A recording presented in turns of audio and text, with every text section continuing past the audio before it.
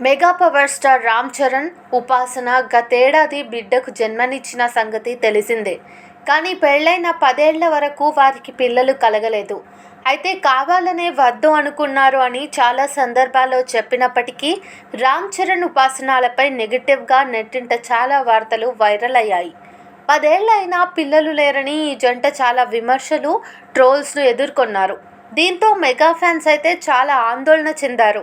ఏళ్లు గడుస్తున్నా వారికి శుభవార్త అందకపోవడంతో తీవ్ర నిరాశకు గురయ్యారు.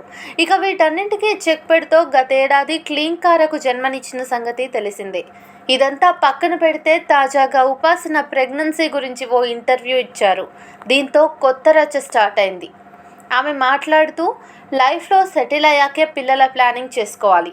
అయితే వెంటనే పిల్లలు వద్దు అనుకున్న మహిళలు తమ ఎగ్స్ భద్రపరుచుకోవచ్చు. తల్లి కావాలని కోరుకున్నప్పుడు వాటిని ఉపయోగించుకోవచ్చు. మహిళలు తమ ఎగ్స్ను భద్రపరుచుకోవడంతో పాటు వాటిని ఇన్సూరెన్స్ కూడా చేయించుకోవచ్చు.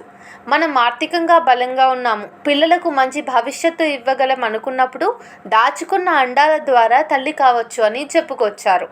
ఉపాసన కామెంట్స్ ప్రస్తుతం సోషల్ మీడియాలో వైరల్ కావడంతో అంటే ఉపాసన కూడా ఇదే పద్ధతి అనుసరించి ఉంటుందా అని కొందరు అంటుంటే, మీది సహజ గర్భం కాదా?